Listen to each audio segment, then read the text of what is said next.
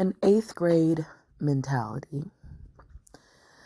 So I taught high school for 30 years, and I got really, really used to high school students. So I expected, them to be like high school students. I just got used to some of the behaviors, attitudes, the things they would say, things they would do. It was just, okay, I know what to expect.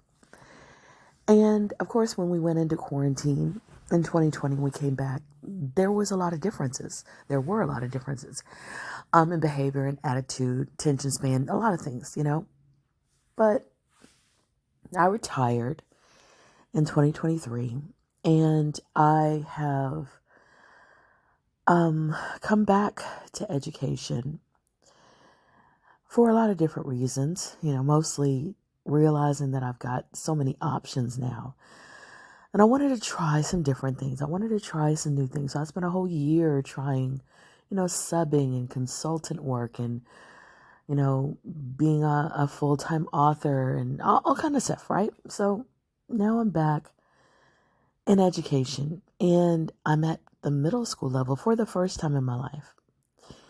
And eighth grade is like a whole different world from high school. It was shocking how different it is. And there have been so many things that were very, very unexpected for me. And being a person who creates content like what you're listening to right now, little short audios, videos, lives, podcasts, those kind of things, it really, it's hard for me to express what I want to say right now. It really stunned me how the same kind of mentalities that I was seeing online from adults, I was seeing in my eighth grade classroom. It was like, whoa, wait a minute. And it reminded me of that TV show, Are You Smarter Than a Fifth Grader? When they would pit the adult against the fifth grader, right? And, you would see whatever would happen in that scenario.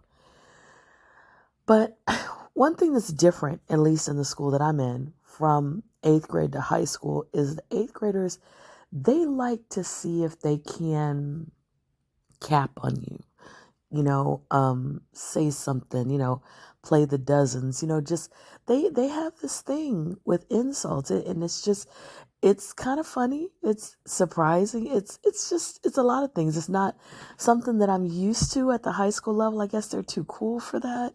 I'm not sure why, but it's not something I've really seen that much in high school.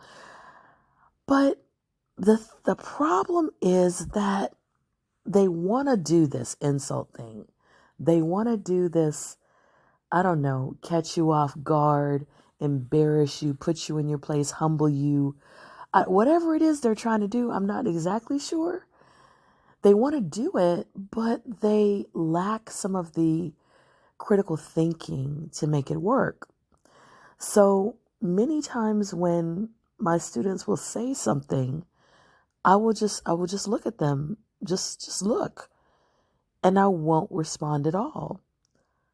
Because my first thought is, did they just hear what they said? And did they not understand what they said?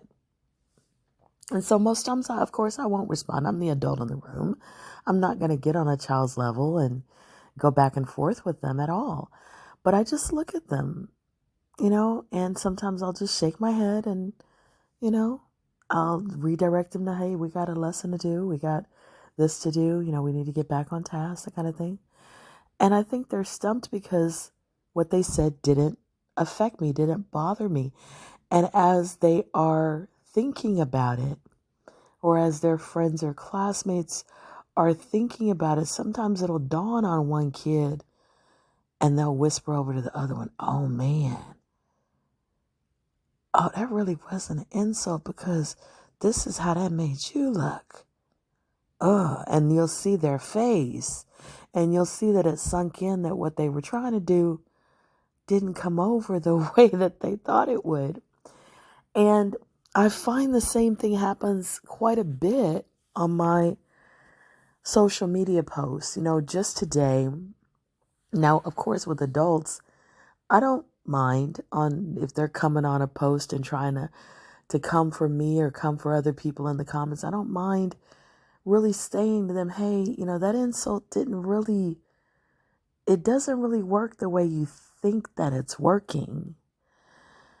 So one of the videos that I posted recently was about, how dating is changing and women are choosing to be single more. And there's marriage rates are dropping, birth rate is dropping. This is something a lot of people talk about. And they talk about why it's happening. And so one man said, hey, men, watch PORN and play video games. You've been replaced by pixels. LOL. And when I saw it, I smiled. Oh man, he thought he was clever. He thought that he ate with that. You've been replaced by pixels. And I responded, thank goodness. So your point is some women replace men with something capable of empathy, connection, affection, and attention, a cat. While some men replace women with an inanimate point and shoot addiction. Gotcha. So again, that insult isn't really insulting. It's a whole lot better if you're gonna replace a relationship with something to actually replace it with a living thing than a video game and a video that is completely fake. Those two things aren't even in the same ballpark of being competitors at all. And so it's just when something like that happens, it makes me think this person may have a lot of skills and abilities and talents and all of that. But in this situation where they were triggered or upset or wanting to say whatever they were going to say, they had the reasoning skills of my 8th grade students and didn't think past their initial thought of, hey, this is a zinger. And let me just throw this out there really quickly. Because no, it's not a zinger at all. Not at all. May you walk in synergy.